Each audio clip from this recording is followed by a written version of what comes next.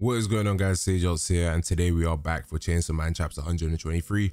So first things first, I need to apologize that I missed the last two chapters. I think I missed 121 and 122. I do have like a lot of construction going on in my house right now, so everything's all over the place. I have builders around some days and not, so it's really like a hit or miss whether I can record these in a good setting. But today was actually a good time for me to record because no one's around, so I'm getting it done. But yeah, there's been a lot of stuff going around in my house, and hopefully everything will be done soon so I can just upload whenever I want to with no restrictions. But yeah, so we're here for Chainsaw Man chapter 123. Last chapter we left off with a big cliffhanger. We know that Asa was going to be coming into contact with a primal devil.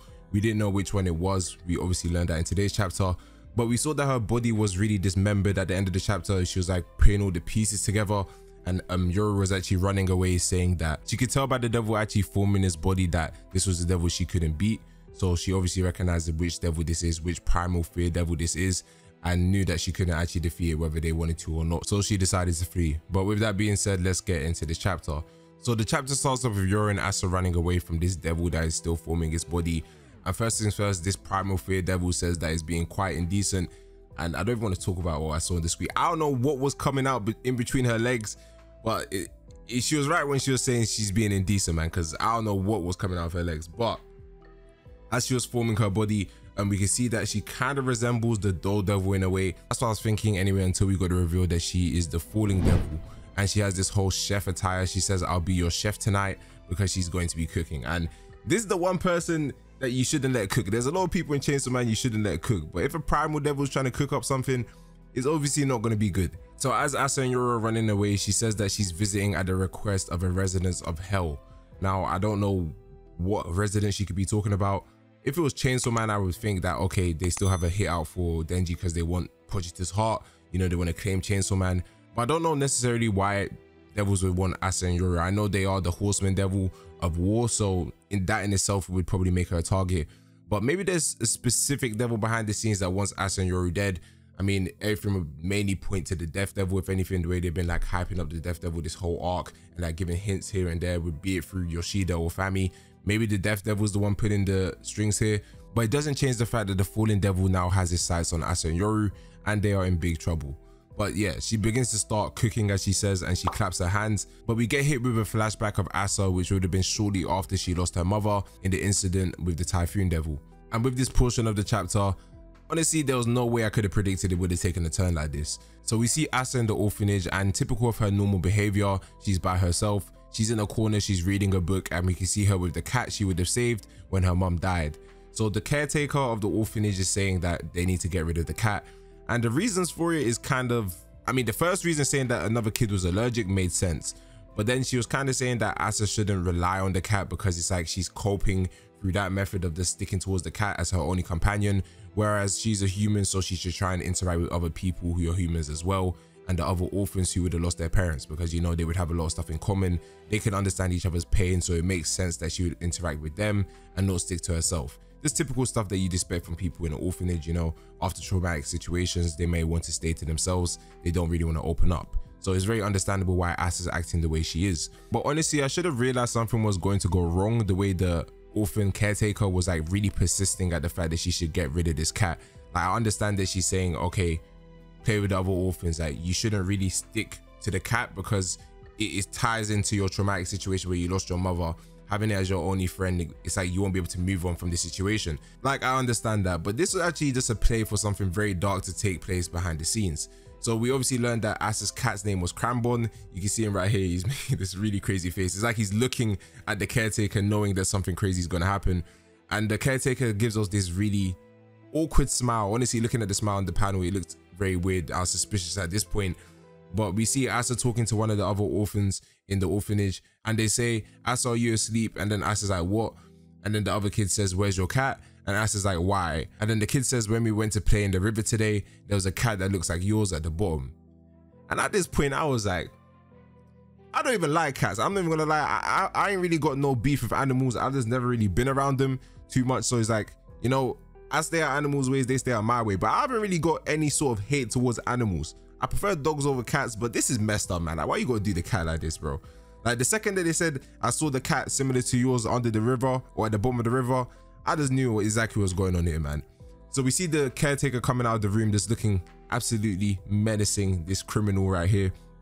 And Asa is just saying, is Cranborn's okay, right? And then the orphanage caretaker has the audacity, excuse me, I almost choked. The orphanage caretaker has the audacity to say, everyone here lost their family.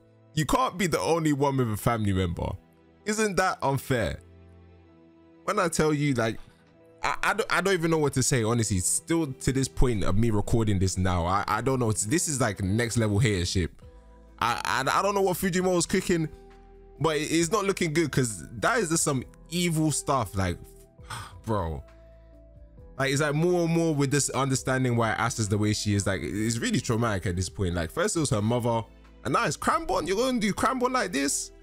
I don't know, man. But shortly after this, we know this is a result of the Falling Devil's attack. So she's experiencing all these negative things, as Yoru says. We see Asa screaming, and it's like she's falling upwards, which is the panel really messed up my head, I'm not gonna lie. But she's falling upwards. It's like everyone around her is falling upwards. It's like to the sky. So you see this one businessman with his suitcase or his bag in his hand, he's falling upwards. And then all these people are falling into the sky. Or I guess from their perspective, they're falling, but realistically to us, it's like they're flying up into the sky, or they're floating up into the sky. And it's just completely crazy. Like, this is some of the craziest stuff Fujimoto's cooked up in part 2, which I'm very happy about, because part 2, obviously we've been having all these breaks here and there, but it feels like it's really starting to hit its drive now. Like, everything's really starting to go fast, and everything's really starting to get interesting. But yeah, we see Asa flying upwards, and then the Falling Devil says, the lower the heart sinks, the higher the body falls. That's the concept of this dish. May the flavor of past traumas delight your taste buds. And then when we look up to the sky, we can see doors, which I'm assuming are going to take these people who reach the doors to hell. And we end the chapter off with Yoru saying that she can't enter Asa's body because she's afraid. And we obviously know before, Yoru can't take over Asa's body if she's scared. Now, that's the end of the chapter, but before we wrap up stuff, I think it's very interesting that Fujimoto, and I've obviously, besides the fact it's a primal devil we're up against here, I think this is going to be a huge like turning point for Asa's character. I don't think she's going to die here. I obviously think she's going to overcome the threat at hand, which is the Falling Devil. And the reason why I think it's going to be such a big thing for her, despite her going to be potentially overcoming her past traumas, is the fact it's the Falling Devil, which we know is linked to her past traumas, literally. We heard, I can't remember what chapter is for the life of me, but I know Asa, I'm pretty sure everyone remembers that Asa said that every single time something like serious happens in her life, or something, just like big moments in her life, she falls basically. So whenever something serious or like really detrimental is about to happen, she'll fall to the ground, or she'll like fall on her face. She fell when her mom died during the Typhoon Devil attack. When else did she fall? I think she fell when she initially died as well. But in other words, Asa just falls at the worst possible times. But yeah, again, I just think it's very interesting that she's literally meeting like the embodiment of the fear that has ruined her life in so many ways because of her falling. So if she's actually able to overcome this, you know, it's going to be a huge turn for her character, and I'm very interested to see how this goes. And obviously, again, we have been introduced to another primal fear devil, which is the Falling Devil. I think it's very interesting that the Falling Devil was the second one to be revealed after the Darkness Devil. It's like the two concepts of darkness and falling already go like hand in hand, like falling into the void type stuff. So I think it's very interesting that we have the Falling Devil straight after the Darkness Devil. I wonder if they're in cahoots. I wonder if they're working together. Who knows? Because we already had in part 1 the Dull Devil working with the Darkness Devil when Santa Claus got the power from the Darkness Devil. So I feel like the Darkness Devil is the type of devil that would work with others. It's not like solitary. It doesn't really work by itself. It will get others to do its bidding. Do you get what I'm saying? Maybe that's what the Falling Devil even meant by residents of hell. Who knows? It could be the Darkness Devil. But then again, it could be anyone. Who knows? But yeah, it was just a very interesting chapter. If I missed anything, be sure to let me know down in the comment section below. Be sure to let me know your thoughts on this as well. The next chapter is in 2 weeks, so we do have a while to like kind of unpack this, or maybe even just find out some hidden meanings you couldn't initially see when you read the chapter yourself. So yeah, let's get a little discussion going, and I'll see you guys in the next one. Peace.